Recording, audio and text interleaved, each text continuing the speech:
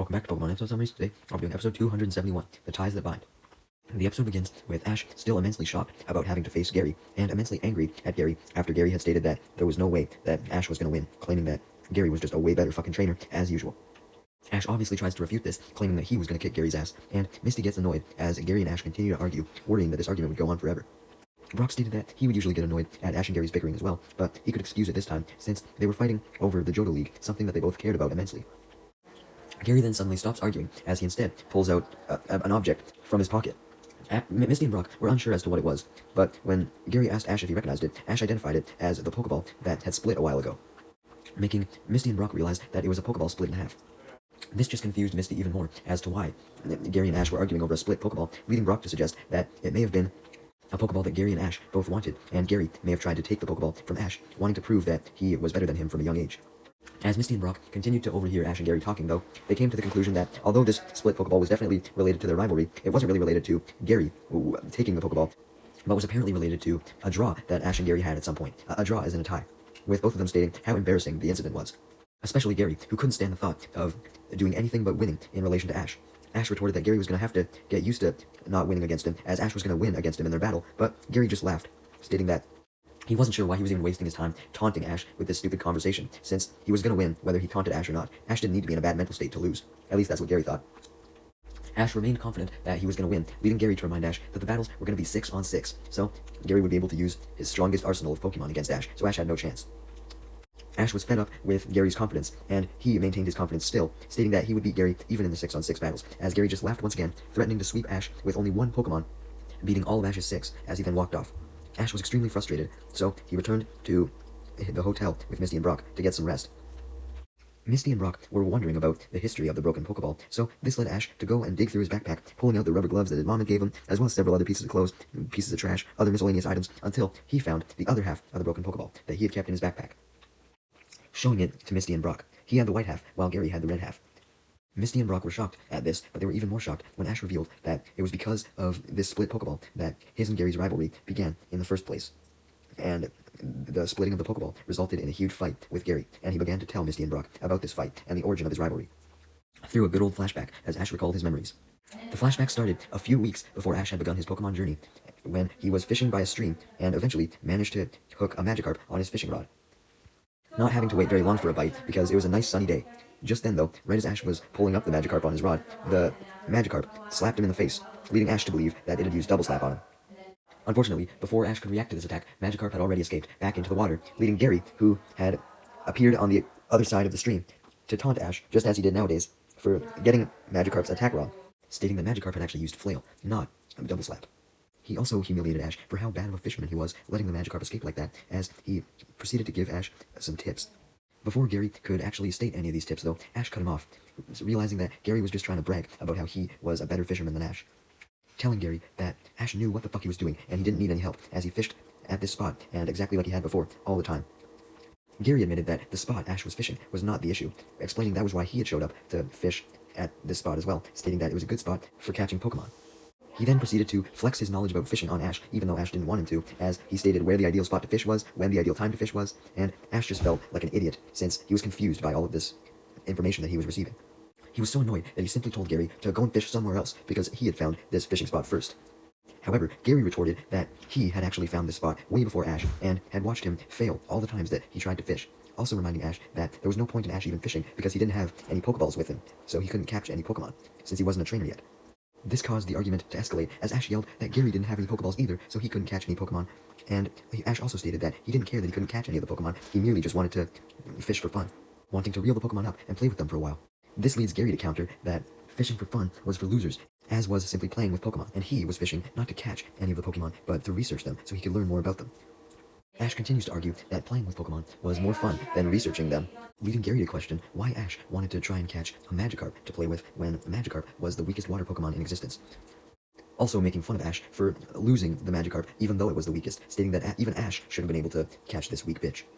Ash didn't appreciate Gary being rude to the Magikarp, stating that he knew more about Magikarp than Gary and knew that Magikarp wasn't weak. Gary decided to test Ash to see if he really knew more about Magikarp than him, as he quizzed him on all of Magikarp's moves, knowing that Ash wouldn't be able to get them right, since he didn't know that Magikarp couldn't actually learn Double Slap. Sure enough, Ash just stood there confused, not answering with a single attack, leading Gary to just tell Ash the attacks being Splash, Tackle, and Flail, explaining that he got that information from his research and also Professor Oak's book, bragging about how Professor Oak, the esteemed researcher, was his grandfather. Ash simply laughed, stating that he didn't need to know Magikarp's attacks to know more about Magikarp's nature and how cool it was. But Gary just ignored Ash as he pulled out the book that had this information on Magikarp, as well as information on several other Pokemon, bragging once again on how his grandfather, Professor Oak, had written the book and given it to him free of charge. Ash then revealed his goal to be a Pokemon Master, stating that even if he didn't know a whole bunch of information in a book about Magikarp, if he was able to bond with it, then he could still become a Pokemon Master. Gary simply laughed, claiming that that's not what a Pokemon Master meant, and it meant having an excessive knowledge on every Pokemon, and Gary then bragged how because of the information that his grandfather had given him, he would have a very easy time becoming a Pokemon Master, while Ash will never get to be one, referencing how he couldn't even capture a Magikarp with a fishing rod, so he obviously couldn't form a connection with the Magikarp, or eventually train one, even if he did end up getting a Pokemon and becoming a Pokemon trainer. Basically, Gary thought that to be a Pokemon Master, you had to be a very strong Pokemon trainer, and very strong Pokemon trainers that were able to bond with any Pokemon shouldn't allow themselves to be slapped around by a goddamn Magikarp. But Ash responded that no one started out as a good Pokemon Master, and you had to work your way up, claiming that that's what he was going to do, no matter how long it would take him. Man, I see Ash was just as determined as he was now, and I see that Gary was just as big a dick as he was now. It was because of Gary's rudeness that Ash became determined to become a Pokemon Master before Gary, and was set out to prove that he was better than Gary, stating that he would try his absolute best. This just made Gary laugh once again, as he reminded Ash that Ash had never beaten Gary at anything throughout their childhood in Pallet Town, no matter how hard he tried, and it would be the same for their mutual Pokemon Master goal. This implied that even though Ash and Gary's official rivalry started today, they had been against each other since they were young kids, likely competing with popularity for other kids in the town, or some shit like that. Hell, who knows, maybe even Gary's cheer squad was from Pallet Town, and Ash had tried to get the cheer squad on his side, but had failed. Regardless, it was confirmed that Ash and Gary had a long rivalry since they were young kids. Ash got tired of Gary's constant rebuts, so he stated that he was going to prove that he could actually beat Gary at something now, as he challenged him to a fishing competition to see who could fish up something first. Gary accepted, and they both threw their fishing rods in the water as they continued to argue with each other until their arguing was cut off when they both got a bite on their fishing rods at the same time. So they reeled in their rods as carefully as they could, only to see that both of the rods had hooked on to the same thing, an old rusted Pokeball, that had somehow ended up in the river, unbeknownst to anyone. Of course, Ash and Gary both wanted to get the Pokeball so that they could win the fishing contest, so they both pulled in a tug-of-war-like fashion, pulling so hard as they argued about whose it was, claiming that each of them deserved it more than the other, denouncing their competitor in the process, making fun of them, and this made both of them angry as they pulled harder and harder and harder, which eventually didn't bring the Pokeball towards either of them, as it instead broke the Pokeball in two, and then one half went to Ash and one half went to Gary, who had pulled so hard that when their fishing rod reels stopped tugging on each other, this was enough to send both Ash and Gary flying backwards, though they soon both got up and retrieved the half of the Pokeball that had landed near them. Ash declared that what he now knew as the fishing battle that he and Gary just had was fun, and he figured that they should call it a draw, since they both ended up getting half of the Pokeball. Gary didn't like draws though, as he only wanted to win, and stated that he essentially lost anyways, since having a draw with Ash was just as bad and humiliating as losing to him. Essentially, Gary thought that if he didn't win, then any other outcome was just as bad as a loss. The flashback then ends, as Ash was extremely angry at Gary, yelling at him for insulting him. With the flashback over, Ash admits that he and Gary's rivalry had been going on especially strong since that day, since Gary had become determined to never lose or draw with Ash ever again. Misty and Brock then notice Ash looking at his half of the Pokeball, leading them to believe that he viewed it as a good luck charm of some sort. Ash confirmed this, stating that since he had caught it on the day that he had declared to his rival Gary that he wanted to become a Pokemon Master, he viewed it as a good luck charm that would hopefully help him become a Pokemon Master one day. And he also stated that since him catching the Pokeball had technically, according to Gary, meant that Ash had beat Gary, he viewed it as a good luck charm for being able to beat him again one day, and declared that even though before, such as when he battled Gary and his Eevee back at the end of Season 1, he definitely wasn't strong enough to beat Gary at that point. He knew that he was ready now, and stated that tomorrow, when Ash and Gary had their battle, would be the day that Gary was finally defeated by Ash for real, stating that it would be the perfect opportunity because he would finally get to have a full 6-on-6 battle with Gary, instead of a 1-on-1 like they had previously. Unfortunately, Ash's hype dissipated as he fell over in sadness when Misty reminded him that he actually wouldn't be battling Gary tomorrow, as tomorrow was a rest day before the top 16 actually began, clarifying that the top 16 would be the day after tomorrow. Misty tried to cheer Ash up though, stating that he could use the whole day to rest or practice. Brock liked the practice idea and suggested that Ash should use the extra time to come up with a strategy as well, stating that he would need a lot of strategy for a full 6-on-6 battle, as he would have to come up with 6 Pokemon to bring in. Ash was nervous to plan by himself, but Brock stated that he would help as best he could by looking in his guidebook for some good strategies. Ash, however, seemed to already have some ideas cooking in his brain. He just didn't realize it at the time. He really needed to give himself more credit. Meanwhile, the next day, Team Rocket had decided to expand their badge selling scam to make more profits, as they had decided to invest a little bit of their profits to build a bigger concession stand. Jessie eagerly opened up the stand at the crack of dawn as she began selling the fake badges, although after a while, no customers had come by. Wobbuffet heard Jesse's frustration at this, so he forcibly popped out of his Pokeball to try and make some sounds and attract some customers, but Jesse bitterly responded that Wobbuffet would just make customers go away. However, Meowth responded that it didn't matter what Wobbuffet did, they weren't going to get many customers today, regardless, since today was the day off for the Silver Conference, so a lot of people may just be staying in their hotel rooms. Jesse was disappointed by this, but then James jumped up, claiming that he had a way that they could double their sales from their original quadruple plan, even on a day that was supposedly super slow. Jesse and Meowth were obviously intrigued by that many sales, as James revealed his plan as he pulled out several Johto League pins, stating that they could have a special limited edition one-day sale of these rare Johto League collector's pins. Jesse and Meowth asked how James was able to get a hold of these pins, leading James to remind them that they were running a scam operation. Of course, he didn't actually get the collector's pins from the league. No, he had made them from his bottle caps. Jesse and Meowth were obviously excited by this, as this meant that they didn't have to invest some of the money they had already made to buy these pins, and they could instead just keep on scamming. Meanwhile, while it was still early in the morning, Misty had just woken up, and she had went into the hotel's main room, surprised to see that Brock and Ash were already up, and discovered that Brock had apparently gone out searching across the athlete's village for plenty and plenty of guidebooks, and now he had a whole-on collection, and was studying all of them to help Ash come up with a strategy, while Ash was on the computer, looking for a strategy as well, wanting to be extra prepared for Ash's battle. Brock then clarified that Ash had been up since last night, with Ash confirming this, stating that he had been up all night, not getting a wink of shut-eye. Brock then added that he had tried to go to bed at 5 a.m. himself, as he was tired, but Ash essentially forced him out of bed after like 5 minutes of sleep, and Brock had obliged because he wanted to help out his friend. Misty scolded Ash for not getting sleep, stating he would need sleep for his battle, but Ash retorted that he couldn't sleep because he had too much on his mind, and the information that he was trying to get on Gary would be helpful as well. Although Misty then saw that Ash was having some trouble getting this data to appear on the computer, leading Brock to admit that Ash had been struggling since late at night trying to find this data, making Brock realize that Ash was not nearly as good on the computer as himself or Misty was. Seeing Ash frustrated at not being able to actually get the data up, Brock tries to help Ash, stating that he actually knew how to get the database to come up. But just then, Ash happily brags that he was able to actually get Gary's database up, and now saw 10 of his Pokemon. Of course, these were just the Pokemon that he actively used in battle. He had hundreds of other Pokemon by this point, but none that he actually used. But just as Brock and Misty went to go check out the database with Ash, before they could actually see what any of these 10 Pokemon fully were, being a Nidoking, Nidoqueen, Fearow, Arcanine, Alakazam, Magmar, Pinsir, Umbreon, Skarmory, and Kingdra. It turns out that when Ash clicked on one of Gary's Pokemon to learn more about it, he caused the computer to begin acting up, and it eventually crashed. Ash was obviously furious at this, as not only did he want to view Gary's Pokemon, he wanted to prove to Brock and Misty that he did know how to work a computer after all.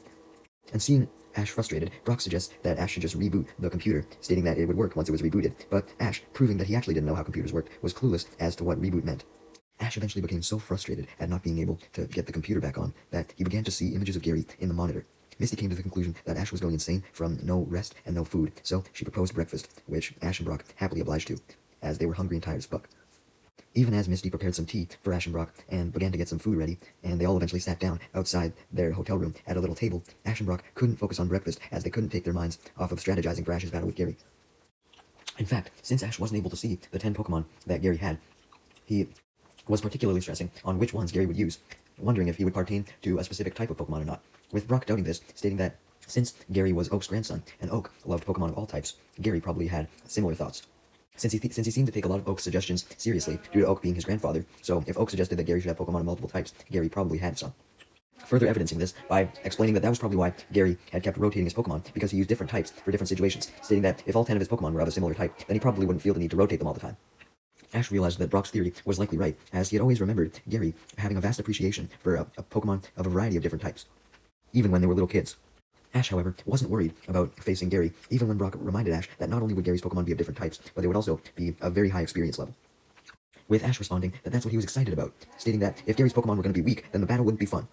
With Ash especially being excited at the multiple types part. However, Brock warned Ash to not get too excited about that, reminding Ash that most of his wins were against gym leaders or trainers like Misty or Macy, who specialized in one type, such as how Misty specialized in water types and Macy specialized in fire types. Comparing them to Gary was very hard, since Gary, using multiple types, would be way harder.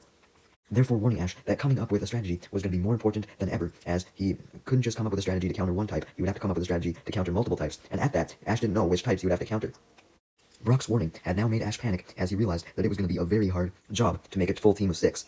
Just then, Ash's worries momentarily left him, as his emotions were instead filled with surprise, as he saw a shadow approaching in the distance, flying overhead. Just then, the shadow flying overhead excitedly fires a flamethrower, hitting Ash in the face, and this turns Ash's surprise to excitement as he realizes that the shadow in the sky was his Charizard, having returned. When Charizard lands, Ash excitedly runs up to go hug him, only to receive a form of Charizard's affection, being another flamethrower to the face. Although Ash didn't care about this whatsoever, as he was just excited to see Charizard. Although he questions why Charizard was here. This leads Brock to clarify that last night, after seeing how Ash was so stressed out about coming up with a strategy, he realized that something that could definitely help in the battle against Gary was Ash's strong Charizard. So he called Liza from the Charizard Valley, probably finding the number for the Charizard Valley on the fucking computer or some shit. I don't know how he had gotten in contact with it. But regardless, despite it being late at night, Liza had answered Brock's calls and sent Charizard over just in time, after hearing about why Ash needed it, hoping that he could win the league, especially after she watched him win his final gym battle against Claire. Just then, as Ash was thanking Brock for coming up with the idea to send Charizard over, Gary then showed up and glared at Ash and Charizard, surprised to see Charizard. Gary greets Ash, but continues to glare at Charizard and Ash, as Ash and Charizard glare at Gary back, with Charizard knowing that Gary was bad news, and just about to use a flamethrower on him. But thankfully, Oak had saw the very angry glaring that was going on, and the flamethrower that was about to launch, so he jumped in the middle of Ash and Gary, surprising both of them, and preventing Charizard from using flamethrower. Oak then tries his best to calm the tension by reciting one of his famous haikus, as Ash's mom then shows up as well. Ash and the gang instantly question why Oak and Ash's mom were there, leading Oak to admit that they had come to watch the remainder of the Silver Conference live instead of watching on TV. Specifically wanting to see the epic battle between Ash and Gary in person, obviously. As Misty and Brock then greeted Ash's mom and Oak, shaking hands with them, happy to see them, Gary and Ash resumed their glaring at each other, leading Oak to suggest that their anger towards each other would only end up tiring them both out before their battle tomorrow, and reminded them that they could let out all of their anger tomorrow during the actual battle. Ash and Gary proceed to still glare at each other, but they eventually stop when Oak informs them that he had exciting news, being that there was a new Pokédex upgrade available. Ash was especially intrigued by this, asking if any of the new data added to the new upgrade had to do with any of the newly discovered Hoenn region Pokemon, such as a Blaziken like the one Harrison used, and Oak confirmed that Blaziken as well as a few others were the only ones that were added into this new Pokédex, as the full Hoenn Pokemon model wasn't ready quite yet. Regardless, Gary and Ash were still hyped to have any sort of new data, especially when Oak clarified that even though there weren't many new species added, there was a lot of new information on the existing Kanto and Johto Pokemon. So, with that, Oak hooked Ash and Gary's Pokédexes up to a PC in the Pokemon Center, and they therefore had new data on their Pokédex. Yay! Brock and Misty then excitedly asked Oak if any of the new data in the Pokédex had to do with new breeding data on what Pokemon from Kanto and Johto were specifically good for breeding in Brock's case, and for Misty's case, she asked if there was any new interesting information on water Pokemon, and Oak confirmed both of these statements. Therefore, Brock was excited about becoming a better breeder, and Misty was excited at becoming a better water trainer, as Ash then asked Oak when the new Hoenn upgrade would come out, with Oak clarifying that it would come out soon,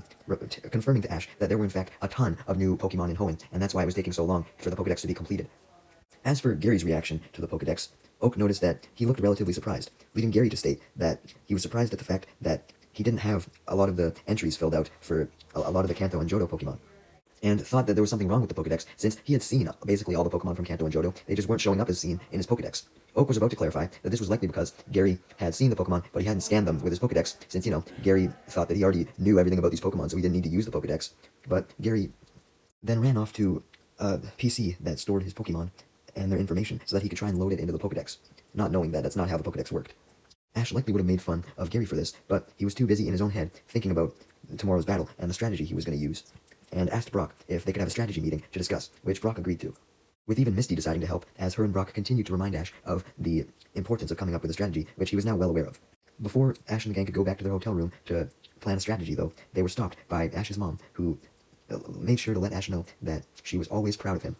and wishes him luck against Gary, as Ash thanks her, and Ash and the gang run off, leaving Oak and Ash's mom alone by the computer where Oak had re-updated the Pokédexes, as Oak comments that he was very excited for his grandson and Ash's battle, with Ash's mom agreeing, stating that it would be a battle for the ages, admitting that, although she was obviously rooting for her son, she was impressed with Gary's strength as well. Meanwhile, as for Team Rocket, they had been forced to dig a hole underground to store all of their earnings that they had made, since they had made so much goddamn money, especially after today, where their plan of selling those fake pins had worked, and they had sold out of their merchandise yet again, and were now overflowing with cash. Jessie and Meowth were extremely proud of themselves, especially since they had managed to get so many trainers to buy shit, even trainers that were leaving the Silver Conference due to having lost. As Jessie and Meowth were congratulating themselves, James was not satisfied yet, as he continued to work, now having invested some of their many funds into new crafting machines that could help him mass produce a whole bunch of fake badges, reminding Jessie and Meowth of his plan to make 3,000 new fake badges for tomorrow, as he expected there to be an extremely high demand due to the top 16 starting, so there may be even more people in the stands than before, making Jessie and Meowth even more excited, as they refused to help James with the crafting, just wanting to reap the rewards. The next day, it was now time for the top 16 to begin, as, just as Team Rocket had expected, a whole bunch of people had gathered into the crowd to watch. Among the crowd was Mr. Goodshow in a special seat, due to him being the chairman of the Torch Committee and all, and also in the crowd was none other than Macy and Vincent, who were still watching, despite having lost, as they both wanted to cheer Ash on. The announcer then clarified the rules of the top 16, being that each battle would be a full 6-on-6 battle, and the battlefield would either be a grass battlefield, a water battlefield, a rock battlefield, or an ice battlefield, and the field would be randomly determined by a flashing light on a computer screen. Essentially, there was a picture of each of the fields, and the computer would randomly generate one. Meanwhile, Team Rocket was, of course, operating their concession stand, making a whole bunch of money, as the battles officially began, with Harrison being up first. The computer then randomly determined that the battlefield used would be the ice battlefield, as Harrison sent out his Sneasel, and his Sneasel was able to take out all 6 of his opponent's Pokemon, including their strongest one, a Machoke, meaning that Harrison had won, advancing to the top 8. As for Ash, when he arrived in the stadium, he was informed by an announcement over the speaker that the computer had decided that his battle with Gary was going to be on the rock field, which made Ash excited, as he figured his Pokemon would do better on the rock field than any other field. Ash then waited for his battle to begin, as it was the next one after Harrison's battle, so he decided to pass the time in the waiting room by looking at his lucky half of the Pokeball, hoping that him looking at it would give him the edge against Gary. Just then, Harrison came into the waiting room and informed Ash that he had won his battle. Ash congratulates Harrison and informs him that he would be battling next against Gary in the rock field. Harrison wishes Ash luck against Gary and reminds Ash that since his and Gary's battle was the next one up, whoever won the battle would face him, and he stated how he hoped to face Ash. Ash thanks Harrison as he realizes that it was now time for his battle with Gary, leading him to leave the locker room, getting ready for the ultimate battle. Meanwhile, the crowd cheered immensely, including Misty and Brock, along with Misty's Psyduck and her Politoed, which had joined Pikachu and Togepi in cheering for Ash, as Ash and Gary walked out onto the stadium. Oak and Ash's mom were watching from the stadium as well, as were Gary's cheerleaders, cheering Gary on to make sure that Gary had an entourage as well.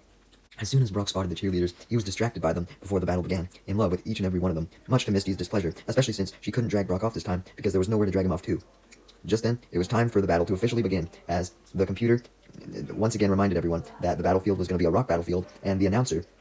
gave a brief description of Gary and Ash, like the announcer had given descriptions of all the other competitors prior. Basically, they're just like, oh yeah, these 2 people are from Pallet Town, they're eternal rivals, yeah. And with that, and the rock field now set up, with plenty of rocky mountains, it was time for the battle to begin, as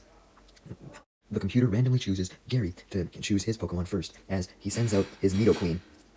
declaring that it was very strong and very high level, knowing that he would have to make the first attack. Upon hearing how strong Nidoqueen was, Ash decided to send out his Tauros, as the referee declared that it was time for the match to officially get underway, waving red and green flags, the red for one of the trainers and green for the other.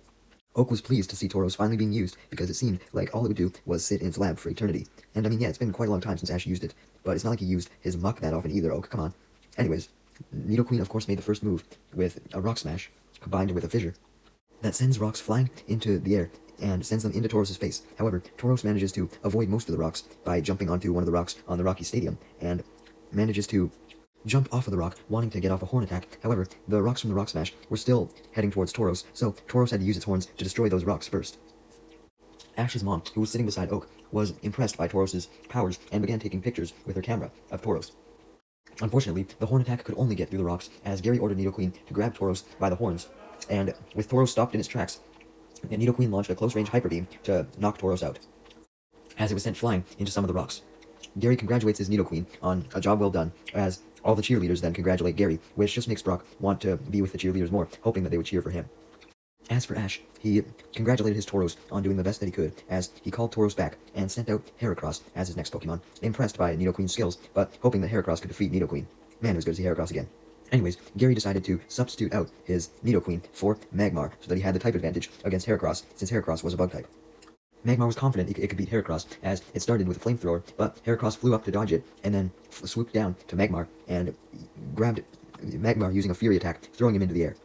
However, Magmar then got an idea while it was tossed into the air, as it used a Fire Blast, sending the Fire Blast speeding down at Heracross. Fearing that Heracross may just dodge this Fire Blast though, Magmar then decided to jump into its own Fire Blast so that it could control the direction that the Fire Blast went, since the Fire Blast would just make its own body hotter. So essentially, it was just doing a fire-powered body slam on Heracross, and this made contact, burning Heracross, severely injuring Heracross to the point where it could barely do anything anymore. And as if this wasn't bad enough, Magmar felt like torturing Heracross more, as it added an additional flamethrower to the mix, literally crippling Heracross so it couldn't get up. Ash panicked as he saw Heracross begin to close its eyes, thinking that it was done, but it turned out that Heracross was just closing its eyes so that it could focus on flapping its wings, and it flapped its wings so fast that it was able to blow all of the fire off of it. So, Heracross could now move again, extremely fast I may add, as it charged towards Magmar with a Mega Horn, only for Magmar to fight back with a Flamethrower, causing Heracross's horn and the Flamethrower to collide. But Heracross's horn was way more powerful in its Mega state, as it was able to extinguish the Flamethrower and hit Magmar hard, knocking it out. Ash, Misty, Brock, Politoed, Psyduck, Pikachu, and Togepi celebrated that Ash finally got one victory against Gary, as Gary seemed surprised at how Ash was able to beat his Magmar, remarking that he did a reckless move, sending his Heracross directly into the Flamethrower. Although, despite Gary just losing a Mon, he still seemed confident. As for Oak and Ash's mom, Oak was immensely impressed by Ash's Heracross, explaining the reason why it was able to overpower the Flamethrower, being that it drank a lot of tree sap over back at his lab, and the tree sap must have made it more powerful.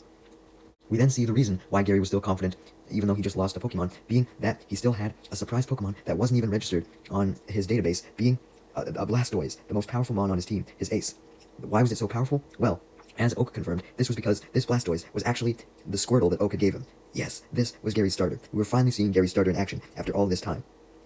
Misty and Brock were immensely surprised that Gary had a surprise ace that was even stronger than all of his other strong Mons, but they still kept their eyes on the battle, wanting to know how it would go down, as the battle between Blastoise and Heracross started, with Heracross going for a Fury attack, and Blastoise going for a Hydro Pump, with the attacks on a collision course, as the episode came to an end.